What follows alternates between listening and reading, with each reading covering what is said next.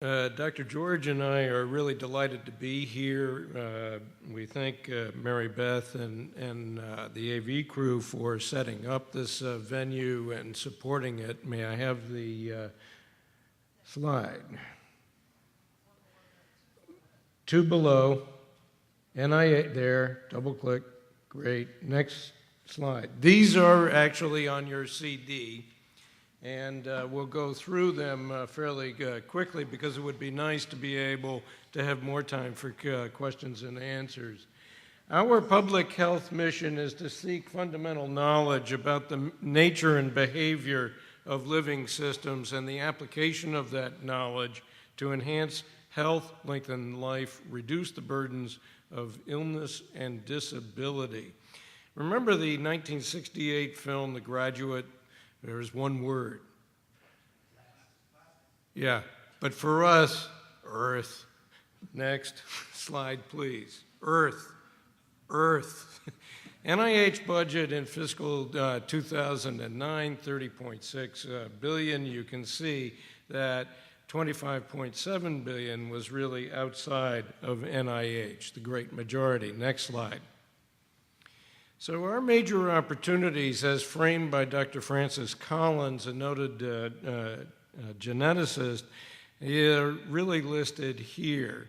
Applying high-throughput technologies to understand biology, translating basic science discoveries into new and better treatments, putting science to work for the benefit of healthcare reform, politically correct, encouraging a greater focus on global health, and reinvigorating and empowering the biomedical research community. Next slide. So all applications must be submitted in response to a funding opportunity announcement. That's critical. Many NIH funding opportunities are posted. You can see the text links there. Next slide. And this is on your CD. Now, relevant for this meeting, the Memorandum of Understanding between the NIH and NASA was signed on September 12, 2007, and witnessed by Senators Hutchinson and Mikulski, who framed the NIH director at that time, Dr. Zerhouni, and the administrator, Dr. Griffin. This was really the culmination of an interest in creating a national laboratory and that NIH dearly wants to support. Next slide. So the NIH BioMed-ISS program is really to facilitate research relevant to the NIH mission. It is to support primarily molecular or cell-based studies and to be complementary to NASA's human research program.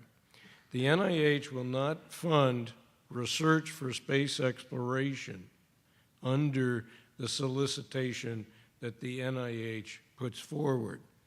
This is investigator-initiated biomedical research that will use the unique microgravity and radiation environment of space to test innovative hypotheses to benefit human health on, one word, Earth. Next slide. So this FOA, whose hyperlink is listed there and on your CD, is active for 3 years. We're right in the middle of this. Funding decisions are being made but have not been finalized yet for this year. And it will be a new mechanism. This is the second solicitation at NIH that uses this funding mechanism, the UH2, UH3 Cooperative Agreement. Once a year, there are these receipt dates. There is a letter of intent that is strongly encouraged. People should attend this particular pre-application meeting. And as Dr. George will discuss in a few minutes, a peer review panel is convened and organized by one of the institutes, NIBIB.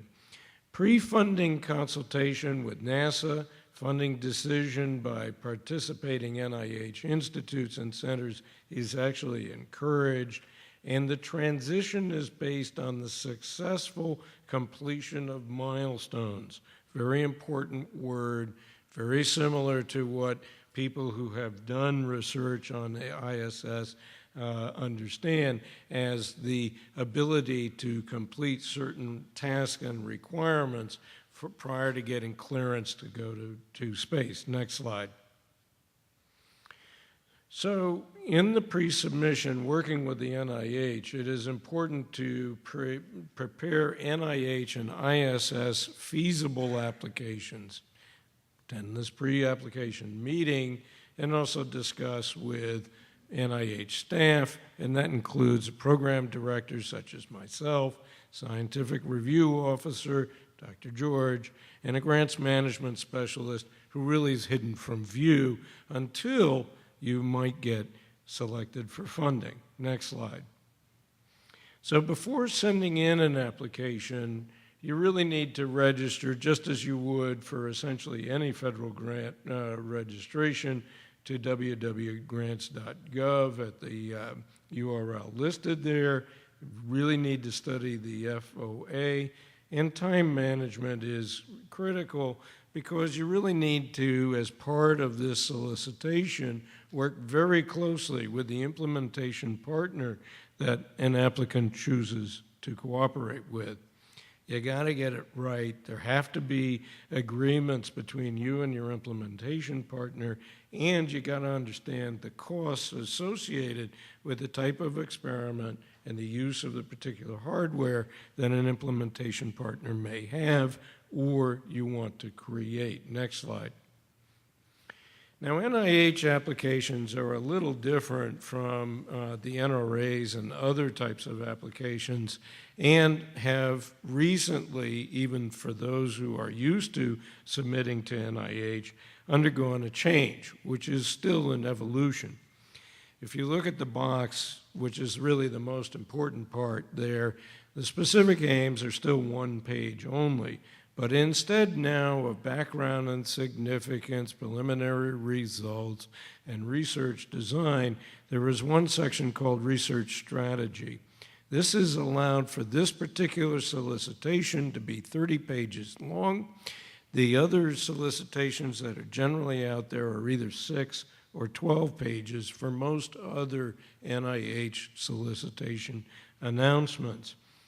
The structure of this has dramatically changed and is more in line with what reviewers have had to review for the last 8 and 9 years.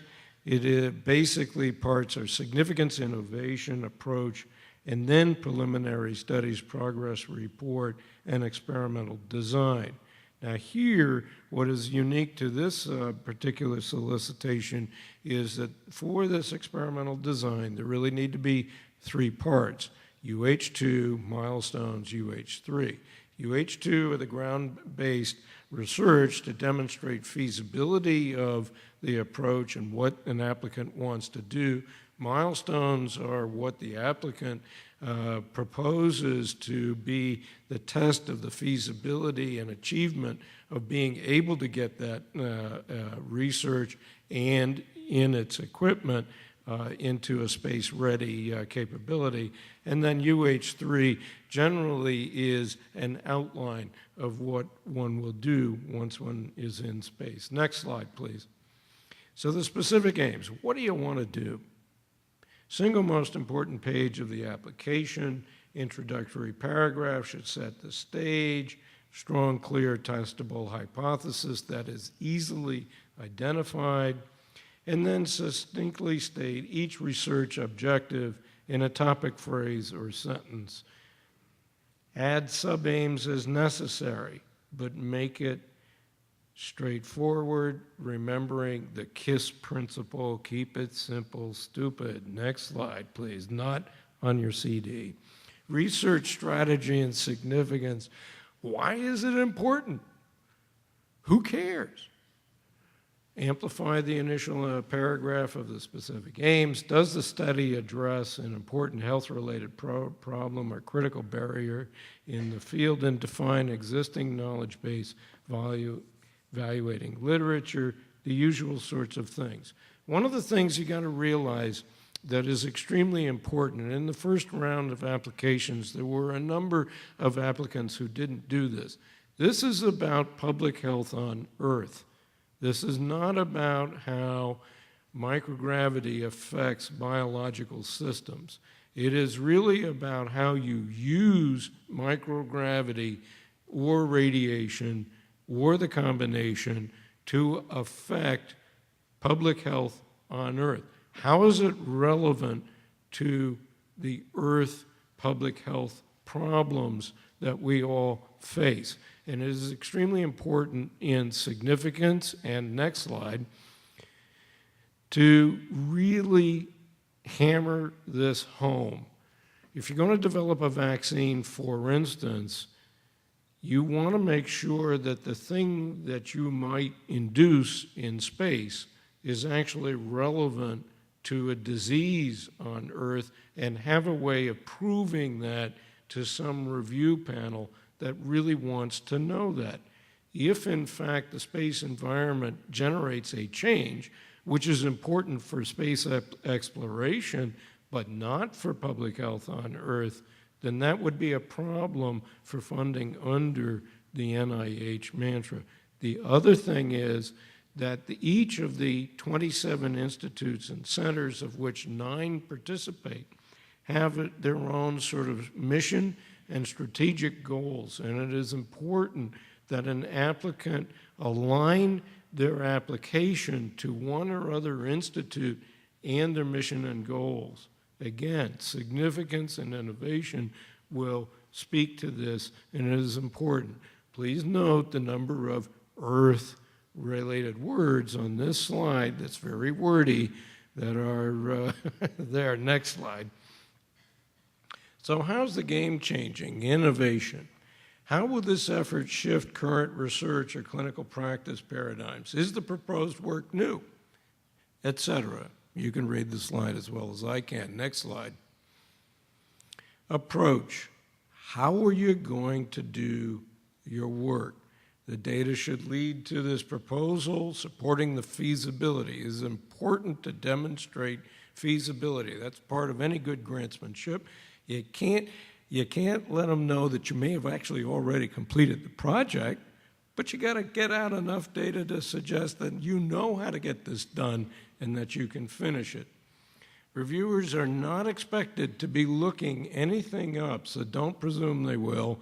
Application must be self-contained. Next slide.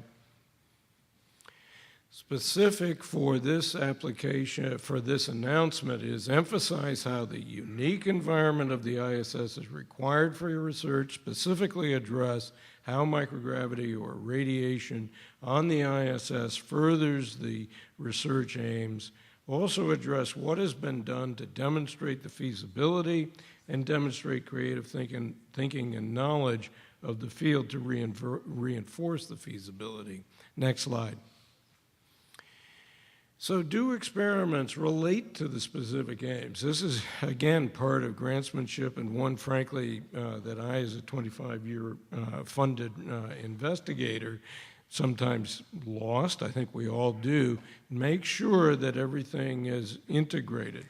And are the experiments logical, grounded, and well integrated? Are endpoints and milestones clearly defined? Is there appropriate statistical analysis? Next slide. So, one of the things to do is to really check what experiments and equipment are available. You've got the 2 links here to do that. If applicants who require assistance in identifying an implementation partner should, at this meeting, you really have ways of doing that, and you should develop and are really promoted to develop relationships as soon as you can. There is a link for all of the partners that are for this. It is extremely important that you consider the milestones. What do you want? as opposed to what does a program person like myself want to be completed before you're considered ready to go to space. 30-page limit, use the detailed research and related budget component to make sure that you justify your budget. Next slide. So milestones, specific heading. They should be well described, quantifiable. When we do transition grants in R21, R33 type grants, every single milestone is quantifiable, usually with a probability and a significance level. Think about that. You've really got to demonstrate to an objective outside reviewer that this is a feasible approach and experiment. A discussion of the milestones relative to the success of the UH2 phase, as well as implications for successful completion of milestones, should be included. The UH2 to UH3 transition is not automatic, and it depends upon completing the milestones. Next slide. So there are these common application weaknesses, which I'm sure none of you in this room will do. None. And with that, next slide. Next slide, please. We'll turn it over to Dr. George, and then I'll come back for how the institutes make funding decisions.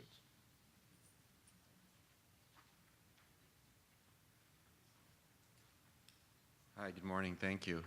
Again, I want to thank Raj and Mary Beth for their gracious hosting. And we had a large contingent last year from NIH, and this year the meeting was in August in Houston.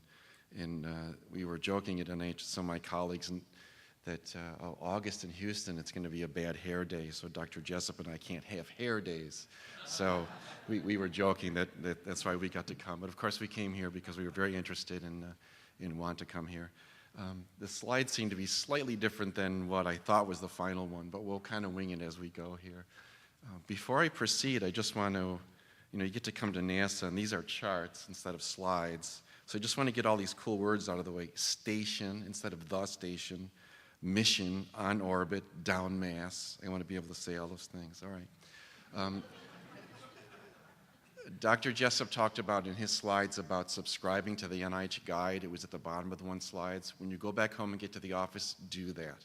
That's one of the first things you want to do. Get on the list server. I just want to make some quick notes. There was also, we have this FOA, this publication that says we want the applications, and Dr. Jessup talked about that in detail. There was another notice coming out, Dr. Jessup, that adds required details in the application. Did that come out yet, or is that still in process? I think it's in process. Okay, so that link, I'm sorry. The link that we have, I think, will be changed also to be able to get to that subsequently. Right. What was discovered in making the funding decisions is that NASA needed more information from the applicants to be able to make timely decisions on flying feasibility.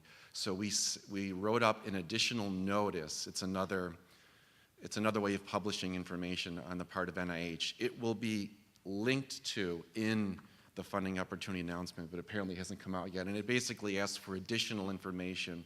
It's not part of the review, but NASA needs it to make timely funding decisions. So we're NIH and NASA learning through experience about how to best do this. I think that was about on the real quick things. So if we can go to the next slide, please. So this is how we submit grants to NIH as well as other government agencies. But grants.gov is the place that you need to go, and Dr. Jessup mentioned about grants.gov. You have to go register there. So again, something else. Go back to your office. Do this immediately when you get back home. Register. It takes some time. There could be paperwork and other gymnastics, other numbers and secret codes that you might have to look up, especially if you're a company.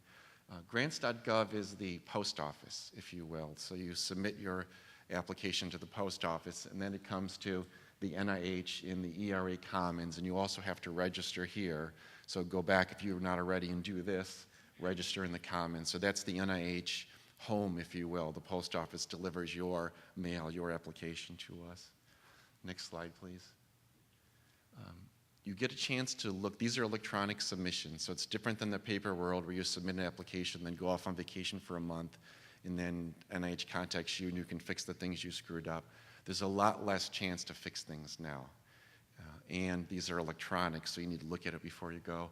So you have 2 days to look at your application, what you submitted, and this includes holidays to check your applications. And if there's a problem, you can work with your institution to submit a corrected version, not a new version, a corrected version. So for example, you uploaded the wrong research strategy. It's from an NSF grant, not an NIH grant. Again, I know no one here in the room will do that, as Dr. Jessup points out, but it does happen on occasion. And then if you have a problem afterwards, you must contact the scientific review officer, someone like me.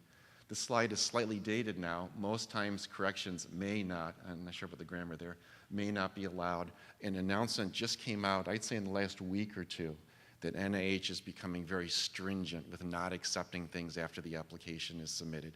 So you want to have it contained. If a disaster happens, you lose an investigator, you can make corrections. But if you do submit the wrong research plan just because you uploaded it on your computer wrong, and 3 weeks later you discover it, we might not let you fix it. So look at that application, nail that down. Next slide, please. This is a slide that describes the overall process of what happens at NIH. There's 2 levels of review. The first level, which is the main part that you are concerned about, a scientific review group, which is a panel that's constituted from scratch by my office to review the applications that come in response into this initiative. So it doesn't exist now. We literally read all the applications, find scientists and engineers out in the field who are doing similar work and will understand your applications. We ask them to serve on this panel and we'll score your applications. They'll evaluate scientific merit, the significance, and recommend length and level of, that says funding. So they could say, you've asked for too much money, we suggest less, or you've asked for too much time, we suggest less time. They can offer to have more put in there, but that's probably not going to happen. This happens a number of months after the receipt date. From this, you get a priority score, which we'll talk about a little bit later. You might not get a score. About half the applications are discussed and get an overall score at NIH, and the other half are not. And they get criteria scores, but not an overall. And then you get a summary statement, which is a written result documenting what happened at the meeting, if there was a discussion, as well as the reviewer's detailed critiques. And then it goes to, by law or legislation, a second level of review, which is called council. And they're supposed to take a 30,000-foot view. In reality and practicality, this second phase is just time to the average applicant. It means it has to go through this process. Council, which is a very high-level advisory board, sort of board of directors, doesn't micromanage the decision. So I'm just mentioning it here. But if you have an issue that must be dealt with at the level of council, your program director would be intimately involved with it by then. Then council makes funding recommendations, and in general, they approve the recommendations that the institute puts forward. Then the NIH IC director, and in this case, we have a variety of IC directors involved in this initiative. They'll make an award, or if you don't get an award, you can recommend it. Not recommend, but you may come in for resubmission. And at NIH now, you're allowed 1 resubmission. So if you don't get your original grant, you have 1 more try to come in, address the comments that were made by the initial panel, and bring in your idea again. And here, program staff assist with the funding decision, and their funding decision is also based on relevant to IC mission and goals. This is a real important thing. Talk to the program directors listed in the initiative before you submit an application.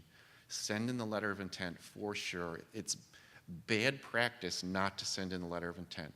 And the reason is you want to make sure that the work you propose is relevant to one of the institutes. We've got 27 institutes, maybe 25, which provide funding at NIH. I think there are 9, I think was the number on the initiative. So you could be proposing work that happens to fit the mission of a different institute, that institute doesn't participate. So we want to make sure you have a home before you spend all that time and effort to write that grant. Next slide, please.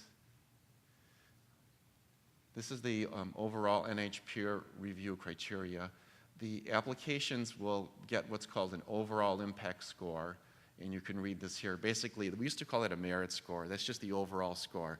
What's the reviewer's gestalt? What's the grade for this application? it is underlying the overall impact score. There are 5 criteria, and these are listed in the FOA, and we'll talk about them a little bit more. Each of these also get individual scores. So all applications have these 5 scored. The ones that are discussed at the meeting will have this overall impact. And the idea is that we want it to be a really good application. So you see words like sustained, powerful influence, powerful. We're looking for really, really strong stuff. And to be emphasized very heavily here, the overall impact is not an average of these. The reviewers weigh the criteria as they see fit. So in particular, we use an example. You could have an application that lacks innovation, but could be extraordinarily important and significant. A clinical trial, which is not a focus of this initiative, but clinical trial, a big clinical study is an example. It's a very boring comparison of 2 treatments. It's boring when you're not in it. It's boring when it's exciting when you're in the trial. It's not necessarily innovative. All the innovation preceded it. And I don't want to point that out to say we're not looking for innovation here, just that it's an example of how different things can have different importance to the reviewers. And by the way, I want to emphasize, look to the right and left in the room here. These are the reviewers. So NIH runs the review. We don't do the review. So it's the colleagues, your colleagues in the field, who actually do the review. Next slide, please. This is some more details of the NIH scoring system. The major things I want to emphasize here are that it's a 1 to 9 scoring system. We recently changed from a 1 to 5.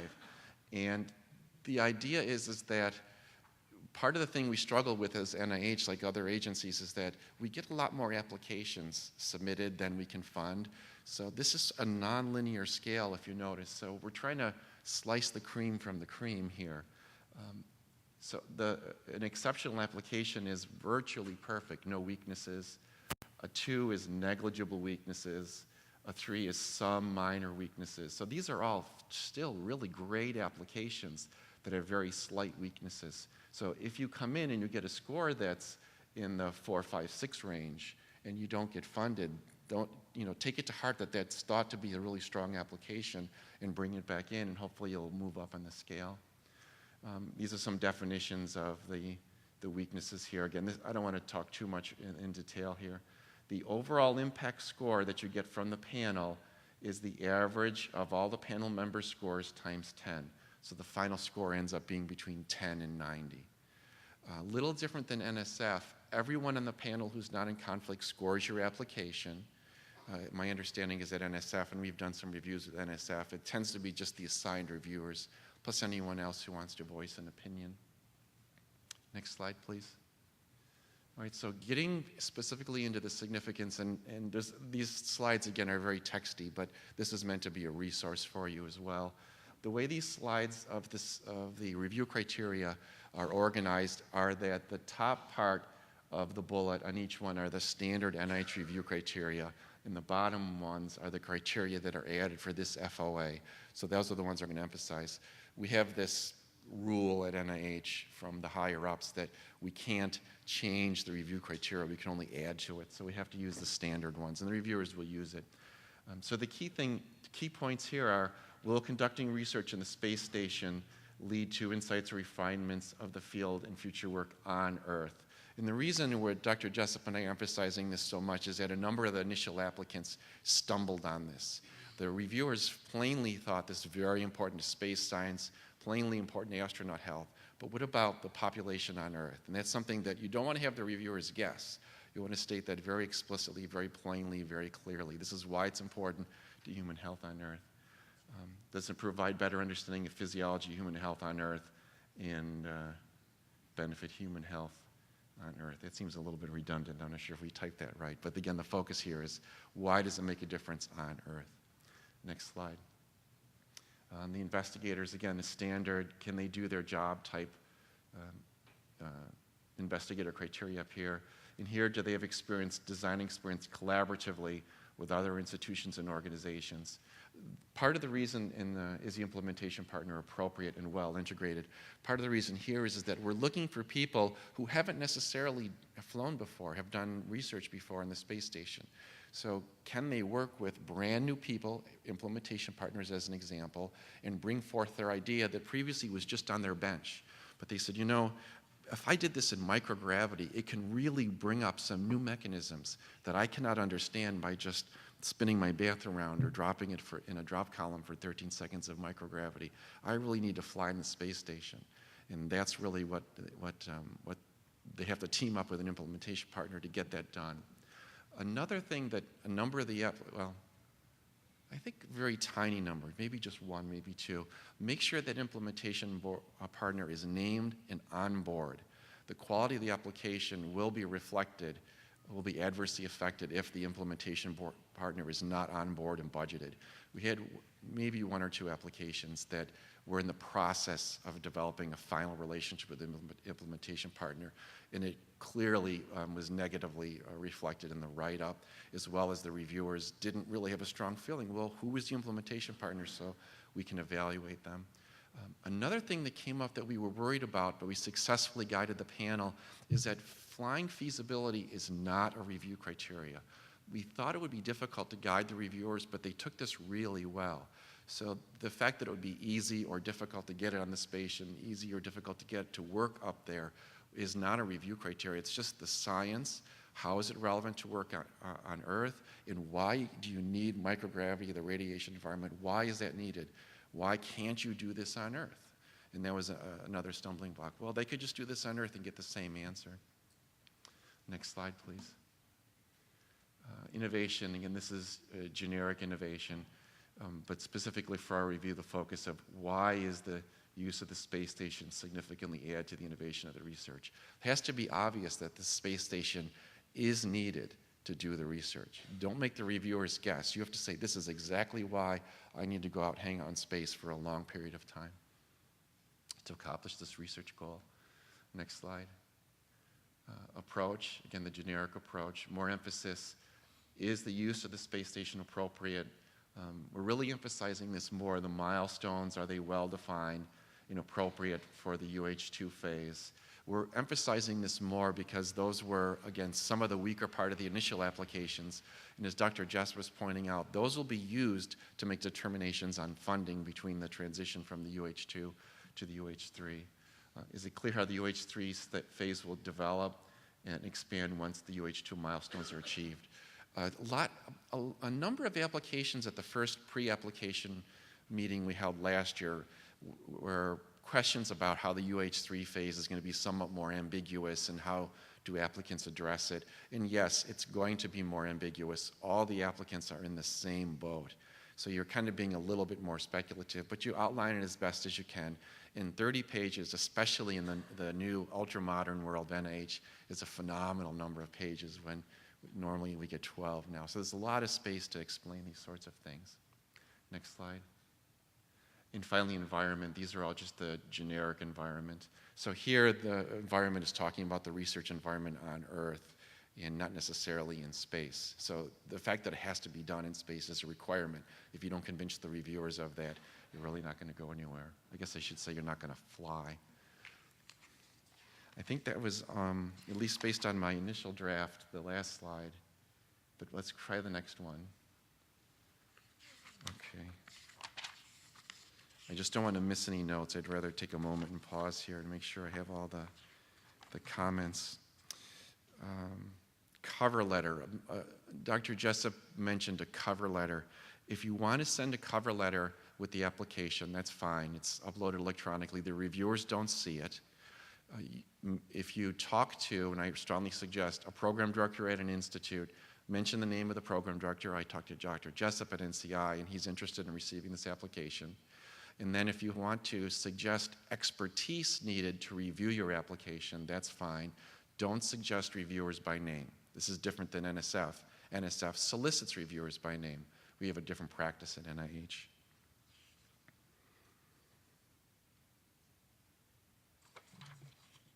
Let's see, applications have a minimum of 3 assigned reviewers. So you have 3 people who will write critiques.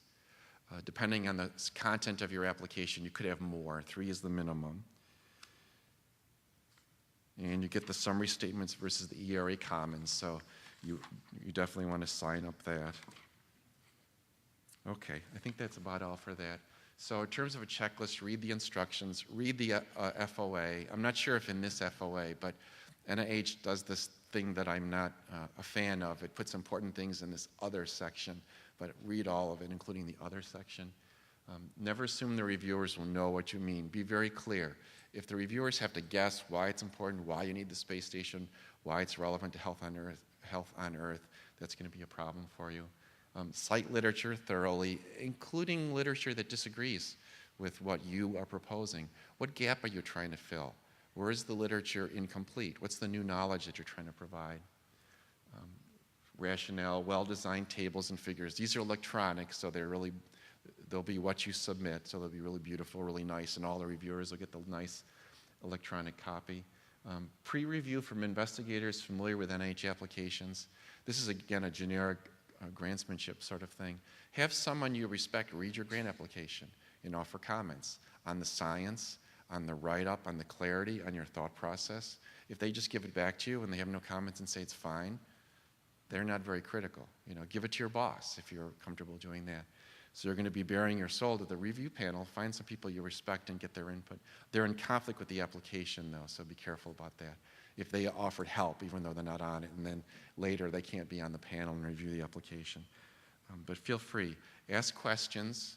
There's lots of program directors listed on there. The NIH SRO, I won't be doing the review, but the same Dr. Ruth Grossman, who couldn't make it this time, who ran the review the last time, we're planning on having her review it again.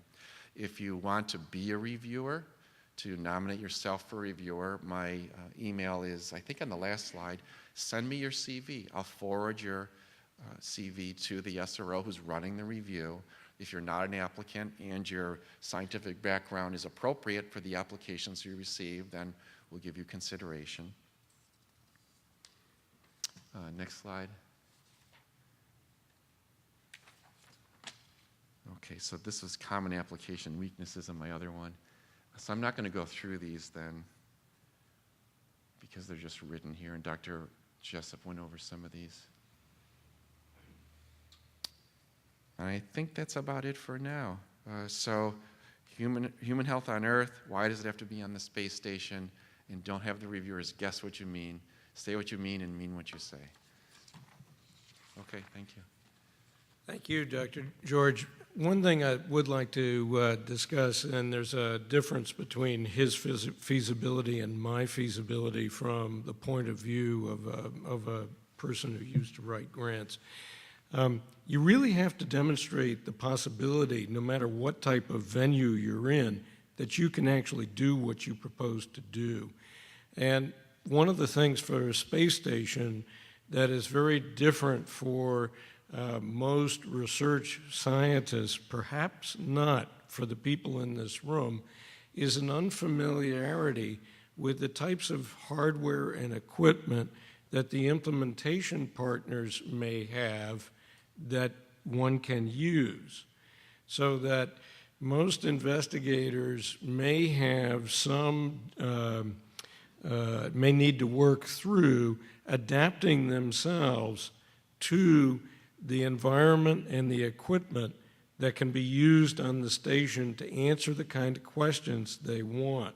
That is why it is so important for investigators to actually work very early on with the implementation partners so that they can adapt their research questions and approaches to work through what the implementation partners may have. And at this meeting, you really should go and make sure that you can work with your partner. This is the best face-to-face you can have, to be sure to use their environment to answer your question. And then when you write your application, it is important to be able to get across that synergy that was alluded to, but we just want to really make sure that it hits home.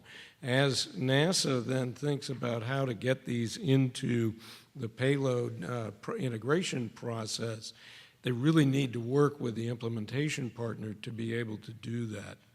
Next slide, please. So, as you think about this, the milestones for the UH3 transitions, 1 to 3 well-defined, a discussion of the suitability, and a discussion of the implications of successful completion is really necessary.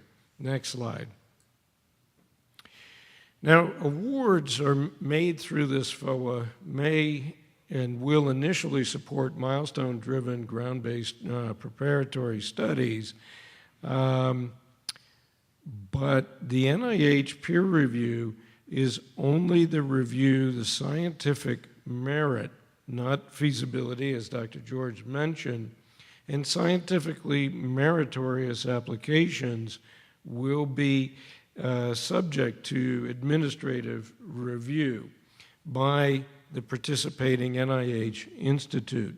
One of the critical parts to this is that it is possible to have a meritorious application, but if it doesn't fit that institute's mission and strategic goals, even no matter how much the program director who is supporting this application wants to, they may not be able to convince the institute to be able to fund this. So you really have to make sure you contact your program director and listen to what the program director tells you as an applicant that that institute is really interested in, and how the application affects and meets the strategic goals of the institute. That we also had a lot of trouble with in the first round of applications, because no matter what, program director might tell various applicants about what was necessary to gain funding by that institute, but unfortunately we're not able to change their applications to fit that. Certainly in the institute that I'm with, there is an executive committee which has their own mind as to what is important for funding. And they have their own pet projects, as you might expect. So you've got to be sure to get into that institute's mission and goals. Next slide. The ground feasibility phase, I think you can read all of this, but the UH3s will be awarded after administrative review of the eligible UH2s and have successfully met the scientific milestones and feasibility requirements. Next slide. We really want to thank you very much for your attention, and the Institute contacts and the BioMed-ISS FOA are listed in that link. There is a new link that will be coming out, but we really do want to make sure that everybody reads the FOA completely and answers it, and thank you very much for your attention.